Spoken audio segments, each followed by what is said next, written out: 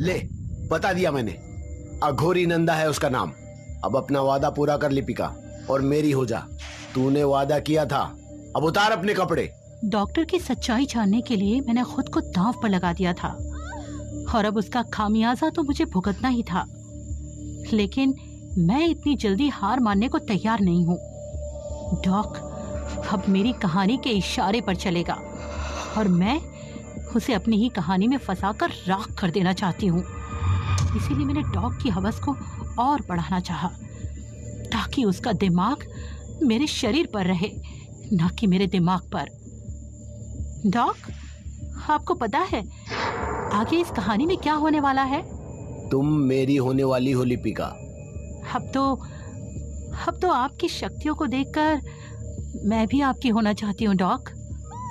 इतना कहते ही मैंने अपने ऊपर के बचे कपड़े उतार दिए। अब डॉक्टर की आंखों में मेरे नंगे जिस्म को देखकर उठी हवस को मैं साफ देख पा रही हूँ।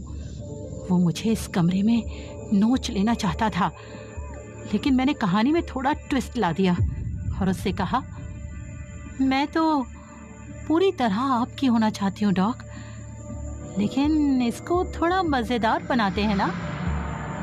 आप जैसे ही मुझे अघोरी नंदा की कहानी बता दोगे, वैसे ही मैं आपको एक शिकार की तरह बिस्तर पर बिछी मिलूंगी।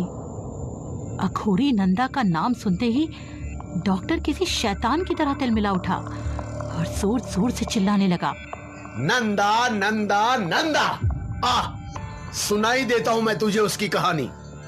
इतना कहते ही डॉक्टर ने हाथ में पकड़ी मशाल को जमीन पर दे मारा और कमरे में चारों तरफ आग फैल गई। और तभी गुस्से में डॉक्टर ने अपनी कहानी शुरू कर दी। वो रात मेरी जिंदगी की सबसे काली रात थी। नशे की हालत में मैं पागलों की तरह गाड़ी चला रहा था और सीधे नदी के किनारे बसे शमशान में जा पहुंचा। कई चिताओं की अग्नि अभी भी वहां ठंडी नहीं हुई थी। मैं उन्हीं में से एक चिता के पास जाकर खड़ा हो गया। दूर खड़े एक आदमी ने मुझे आवाज दी, कौन हो तुम? उस चिता से दूर हट जाओ। लेकिन मैं राख होने ही तो आया हूँ। क्या कहा तुमने? तुम कौन हो? इस शमशान का रखवाला। मुर्दों को भी रखवाली की जरूरत होती है क्या? ज्यादा रोब ना बतियाओ बाबू, क्या काम है वो बताओ। एक चिता सजा दो। ना ढोल न ताशा न किसी की अर्थी, तो चिता किसकी सजा दूं? मेरी। अरे पगला गए हो का? लोग मरने के बाद यहाँ आते हैं 4 कंधों पर, और एक तू आया है बुज़दिल कहीं का, खुद को खत्म करना चाहता है। ये शमशान है, ना कि सुसाइड पॉइंट। चल निकल यहाँ से। बड़ा आया, देख क्या रहा है, निकल। भागता है कि दूं एक लाल मोहर। शमशान के चौकीदार की बात सुनकर मैं वहां से आगे बढ़ गया और जलती चिताओं से दूर अंदर जंगल की तरफ बढ़ने लगा, जहां पहुंचते ही मैं जोर जोर से चीख चीख कर रोने लगा। क्यों किया तुमने मेरे साथ? क्यों? क्या मेरी मोहब्बत कम पड़ गई थी जो तुमने मेरे साथ ऐसा किया? मुझे नहीं जीना है, मुझे मौत दे दो, कोई मेरी जान ले लो, मुझे नहीं जीना है। मैं जंगल के बीच बेतहाशा रोए जा रहा था कि तभी कहीं से एक आवाज आई, जीना मरना किसी के हाथ में नहीं होता है। कौन है जो बोल रहा है? सामने आओ। तेरे सामने ही हूं मूर्ख, जरा ध्यान से देख। तुम पेड़ से उल्टे क्यों लटके हो? कौन हो तुम? मेरी इतनी बात सुनते ही वो गायब हो गया और फिर अचानक से तेज चमकदार रोशनी के साथ मेरे सामने आ खड़ा हुआ। उसकी आंखों में बहुत तेज था। उसके सामने बस खड़े होने से ही मुझे असीम शक्ति का एहसास हो रहा था। मुझे उसे देखते ही लगने लगा था कि वो सर्वशक्तिमान है। बेवफाई का मारा मैं उसके सामने टूट गया था और उसके चरणों में गिरकर अपनी पूरी आपबीती सुना दी कि कैसे मेरी अपनी बीवी ही मुझे धोखा दे रही है और मुझसे झूठ बोल रही है। प्यार इंसान को कमजोर बना देता है। सच को स्वीकारो और जीवन में आगे बढ़ो। किस सच को बाबा? वो मुझे हमेशा कहती है कि काश मैं उसे समझ पाता, लेकिन कैसे समझूं बाबा, जब वो मुझसे कहकर घर से निकलती है कि वो काम पर जा रही है, लेकिन जाती अपने आशिक के साथ में है। काश मैं उसे समझ पाता और शायद ये सब होता ही नहीं। कितना अच्छा होता ना बाबा, अगर मैं उसके मन की बातें पढ़ पाता और उसके कुछ कहने से पहले ही हर चीज उसके सामने हाजिर कर देता। इतना आसान नहीं होता है सब कुछ। आज तुम सिर्फ एक झूठ को पकड़ पा रहे हो तो इतने कमजोर पड़ गए। सोचो, जो तुमसे झूठ बोल रही है तो उसके दिमाग में क्या चल रहा होगा।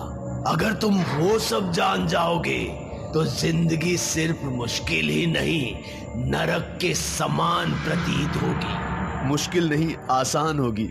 उसकी पसंद नापसंद सब जान जाऊंगा और फिर मेरा प्यार सिर्फ मेरा होगा, बस मेरा। प्यार आजाद रहे तो ही अच्छा है, बांधो मत उसे। आपको क्या पता कि प्यार क्या होता है? नंदा हूं मैं, अघोरी नंदा। प्यार, परिवार, सब बंधनों का अनुभव है मुझे। मेरे अघोरी बनने का कारण भी मेरा प्यार है।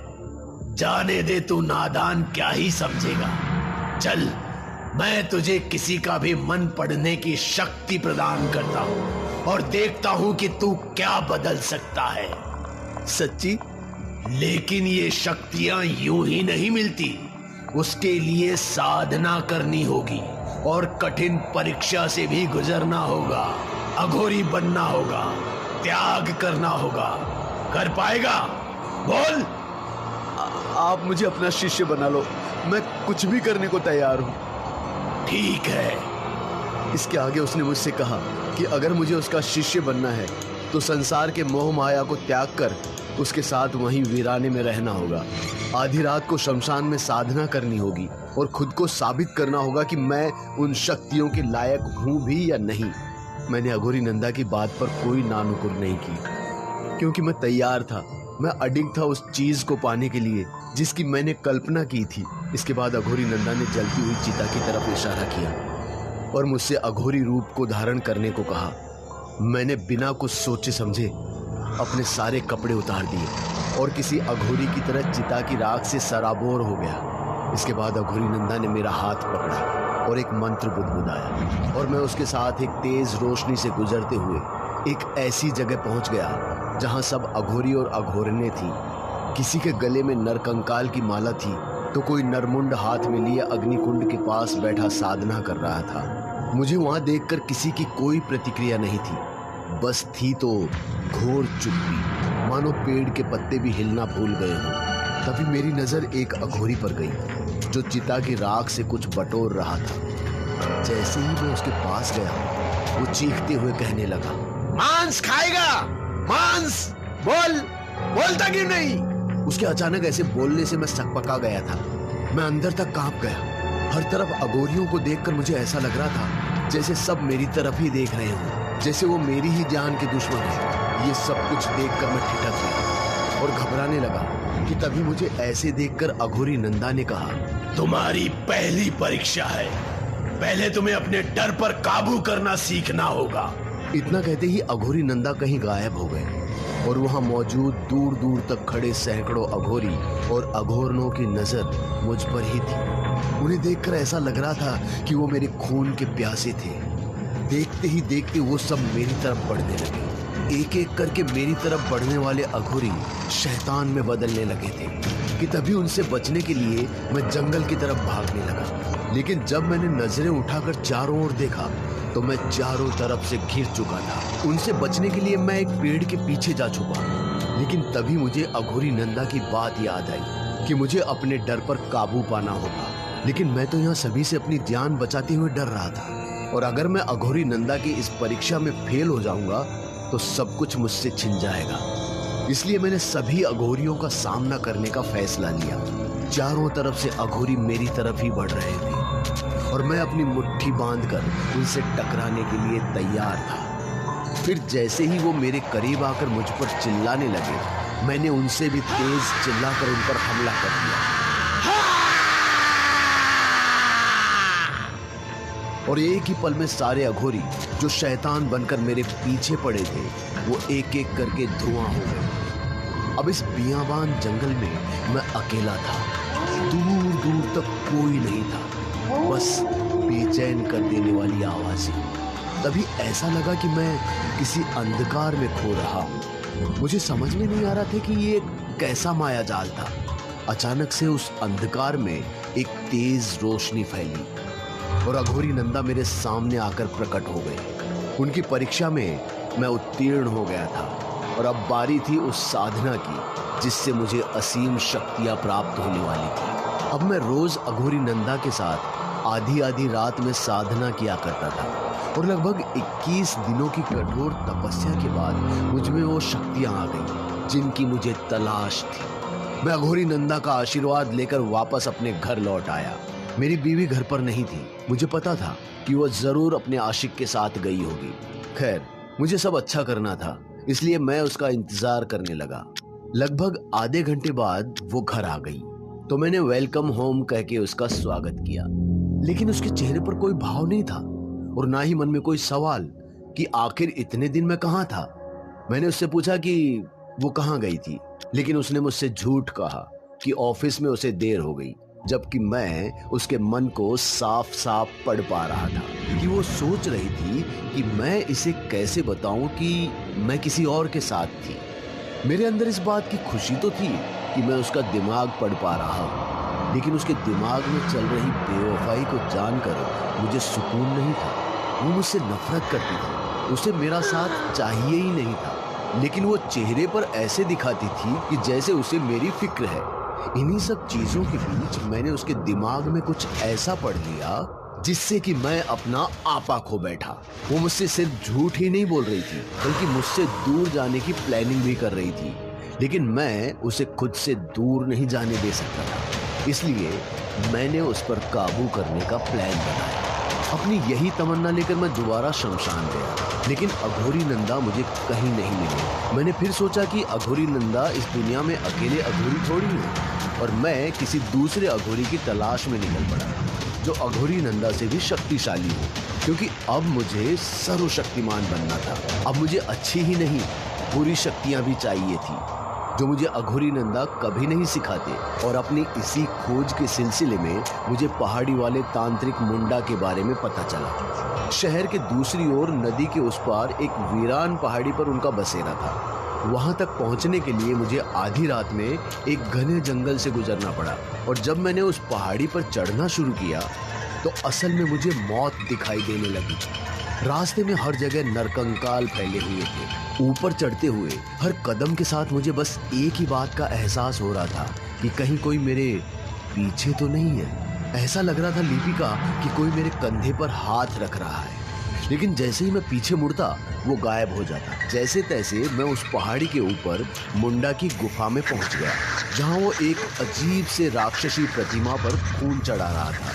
मुझे देखते ही उसने कहा, तुम्हें यहाँ से लौट जाना चाहिए मूर्ख। पर मैं लौटने के लिए नहीं आया हूँ। सोच ले, क्योंकि जो तू चाहता है उसके लिए मौत से लड़ना होगा, अपनों की बलि देनी होगी। मुझे मंजूर है। ठीक है, फिर तैयारी कर ले। जो तू चाहता है वो पूरा हो जाएगा। पर कब देनी है बलि, बकरे की या मुर्गे की? तू बकरा या मुर्गे पर काबू पाना चाहता है क्या? हैं? नहीं, अपनी बीवी पर। तो बलि उसी की देनी होगी। नहीं, मैं ऐसा नहीं कर सकता। तू करेगा, मुझे पता है। सोच, एक उसकी बलि देने से तू किसी को भी अपने माया जाल में फंसाकर उस पर काबू पा सकता है। पर मैं उसे प्यार करता हूँ, उसकी बलि कैसे दे सकता हूँ? कुछ पाने के लिए अपनों की ही बलि देनी पड़ती है। हाँ, और सच तो तुझे भी पता है कि तू उससे कितना प्यार करता है। वो तुझसे नहीं करती। ये देख, जिससे तू प्यार करता है वो कहाँ है? लिपिका, मैं अपनी बीवी से बहुत प्यार करता था, कभी उस पर आंच नहीं आने दे सकता था, लेकिन जो मुंडा ने मुझे दिखाया उसके बाद मैं टूट चुका था। मेरी गैर हाजिरी में मेरी बीवी मेरे ही घर में अपने आशिक के साथ इतनी खुश थी जितना कभी वो मेरे साथ थी ही नहीं। वो बहुत ही प्यार से अपने हाथों से उसे किसी बच्चे की तरह खाना खिला रही थी। मैं एक अच्छा इंसान था लिपिका, चाहता तो वो जिसके साथ खुश है उसके साथ ही छोड़ भी देता, लेकिन अब मेरे अंदर का शैतान जाग चुका था, मेरे अंदर का शैतान लिपिका। और फिर मैंने उसी वक्त तय किया कि मैं बलि दूंगा, भले ही उसके लिए मुझे अपनी बीवी की ही बलि क्यों ना देनी पड़े। मैं बलि देने के लिए तैयार हूं मुन्ना। बहुत बढ़िया। कल रात ही एक ऐसी घड़ी है जब सातों आसमान की काली शक्तियां इकट्ठा होंगी। अगर तब तूने ये बलि दे दी तो समझ ले कि तू अपने माया जाल में फंसा कर किसी को भी काबू कर सकता है। तो बलि दे, दे बलि, दे बलि। तो क्या तुमने सच में उसकी बलि दे दी? जब मैं घर पहुंचा तो वो सोई हुई थी, बहुत ही प्यारी लग रही थी वो, पर मेरे ऊपर तो शैतान सवार था। मैंने नींद की हालत में ही उसे रौंदना शुरू कर दिया, अपनी बीवी को किसी वैश्या की तरह रात भर नोचता रहा। लेकिन अगली सुबह जब मेरी नींद खुली तो मैंने देखा वो फोन पर अपने आशिक से मेरी शिकायत कर रही थी और पुलिस में जाने की बात कर रही थी। इसलिए मैंने टेबल पर रखे शीशे के गमले को उठाया और उसके सिर पर दे मारा और बेहोशी में ही उसे लेकर पहाड़ी पर मुंडा के पास पहुंच गया, जहां पहले उसने मेरी रक्त आहुति लेकर मेरी जान एक गुड़िया में कैद कर दी थी और अब बारी साधना और बलि की थी। मुंडा के साथ घंटों की साधना के बाद अब बारी मेरी बीवी की बलि की थी। मेरे हाथ में मुंडा ने बड़ी सी तलवार थमाई और वार करने को कहा, लेकिन इससे पहले कि मैं वार करता वहां नंदा आ गया। विनाश काले विपरीत बुद्धि, तू इस नास्तिक के साथ मिलकर क्या पाप कर रहा है? नंदा, मेरी साधना के बीच में मत आना तू। लड़के, अगर तूने ये बलि दी तो तुझे जलाकर राख कर दूंगा। तू इसका कुछ नहीं बिगाड़ पाएगा नंदा, कोशिश करके देख ले। और तुम सुनो, समय निकले उससे पहले बलि प्रदान करो, बिना कुछ सोचे। मेरे दिमाग पर शैतान सवार था, इसलिए मैंने नंदा की नहीं मुंडा की बात सुनी और चीखते हुए तलवार तान ली। उधर अघोरी नंदा ने मंत्र उच्चारण के साथ मुझे भस्म करने के लिए अपनी शक्तियां फेंकी, लेकिन उनका कोई असर नहीं हुआ। और इधर तलवार के वार से मेरी बीवी का सर धड़ से अलग हो गया और उसके खून के झोंके से अघोरी नंदा का चेहरा लाल हो गया।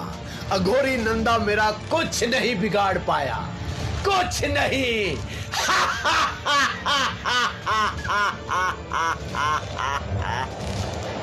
शैतान की बातें सुनकर मैं अंदर से कांप गई, लेकिन मुझे समझ नहीं आ रहा कि आखिर अघोरी नंदा इसके आगे कमजोर कैसे, क्यों उनकी शक्ति इस पर खाली चली गई। फिर इसके बाद आगे कहानी में क्या हुआ और अब मेरा क्या